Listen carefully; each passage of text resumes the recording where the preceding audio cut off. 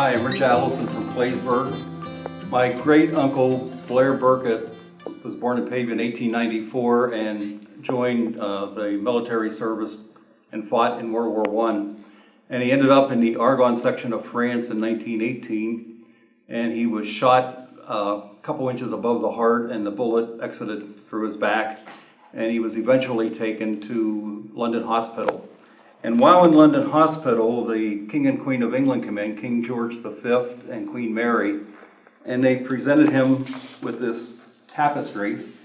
Apparently they went and visited people at their bedsides. So this is almost 100 years old. It was 1918.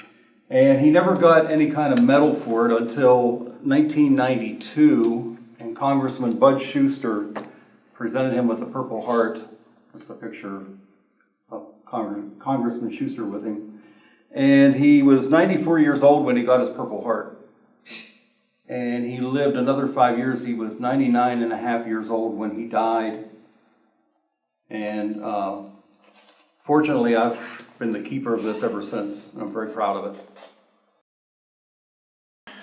My name is Dow Bowser. I was drafted in 1969 by the Army. The day that I went to the induction center, A through H was Army.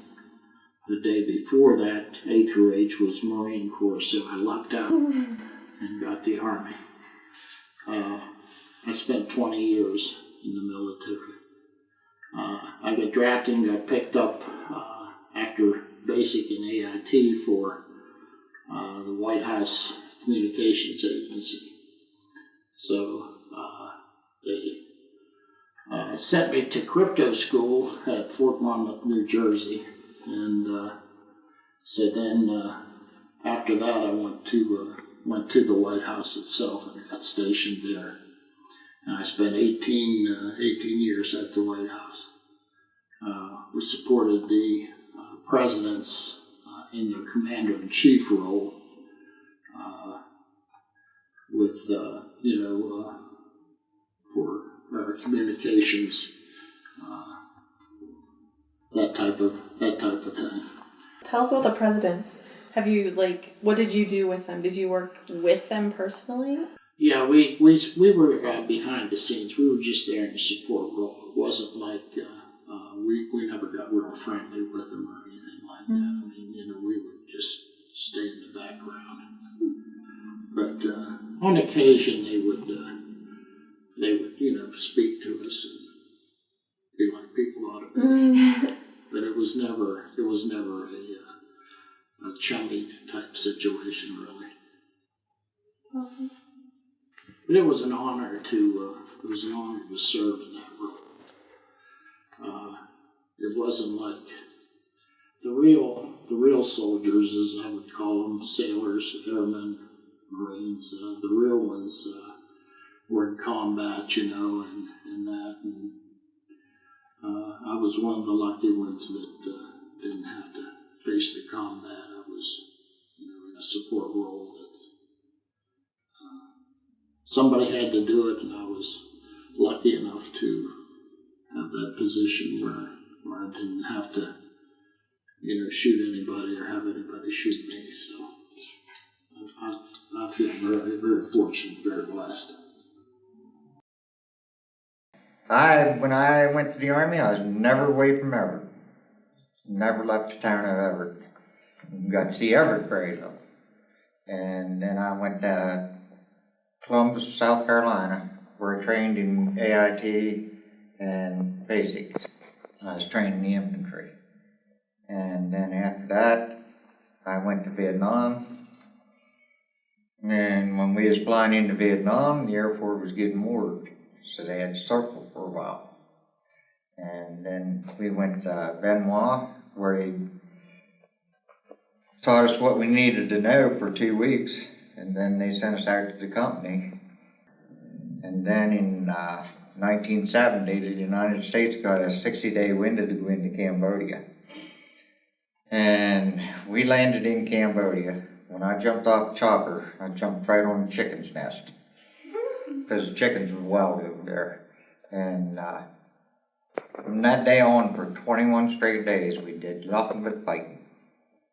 And they knew there was ammo caches in there. And Chris, he's he was one of my buddies. And we was going up this hill, and he all stood up and hollered cache, and they shot and killed him right there. Well, we was all pinned down, and finally, you heard it on the tape, but I had enough of it. I had a 60 machine gun. I went on up the hill. I had 200 rounds hooked to it until I got up to the bunker where they couldn't come up out. I emptied that bunker out and another one right beside it. And then I just kept on going, and I was the first one to reach the top of Shaky's Hill. When we went into Cambodia, we had 147 men. Until we got to the top of Shaky's Hill, we had 52 left. And most of them were wounded. We lost, in the KIAs up in Cambodia, there were 7. The rest of them was all wounded. And Shaky's Hill turned out to be the biggest ammo cache found in Vietnam. Just in the ammunition alone, there was over 200 ton of it. And that wasn't counting the weapons and stuff. The next day, the company commander come up to me, and I was just about 2 months with him getting out. And he said, the battalion commander wants to see you. I thought, what'd they do now? He took me up to the battalion commander. I said, what'd I do now? See, you didn't call him sir over there, because all I was doing was putting a target on their back. And he said, it ain't nothing you did do, it's something you can do. He said, we're having trouble with snipers around 3 different fire bases. Would you be interested in going out? I said, yeah, but I'm not taking a spotter with me. And he says, what do you have, a death wish? I said, no, I lost too many buddies on Shaky's Hill. So from then on, I went out. I was out in the field for 3.5 months. I'd do anything, because I didn't figure I was coming home alive anyhow, and I figured my mother wouldn't miss me. But I did send 12 of my buddies home who was pinned down. And then finally did come home. Nobody knew I was coming home. We got off, me and a buddy of mine got off a plane out in California, walking through the line to go to our next plane, and some woman threw a hot cup of coffee on us. There was protesters all over the place out there. And a bunch of cops around. I asked them, I said, why are all the cops around? They said, they're for your protection. I said, there's 240 some of us got off that plane. Who's protecting who? And I got into Everett, flew into Pittsburgh, got a Greyhound to Everett. It was 1 o'clock in the morning, and all I had on coming from there, it was late December, coming from Vietnam, all you had on was summer clothes. And I got up the bus at Everett and walked home. It was 6 miles. I was scared to piss on my mother when she got up there. That's it. My name's Kathy Lloyd. I served 20 years in the United States Army. I did 2 tours, one in Iraq, 05, 06, and it was an experience.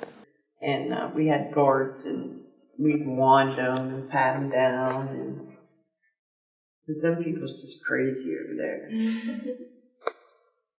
And little kids, they're the worst, because where we'd never think of doing something like strapping a bomb to our child,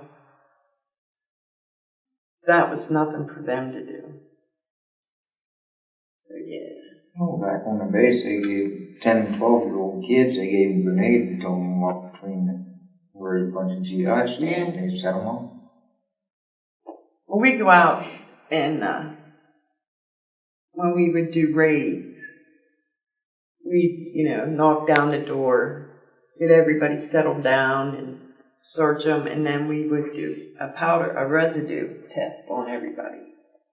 And I remember this one because all the adult males were negative for powder residue.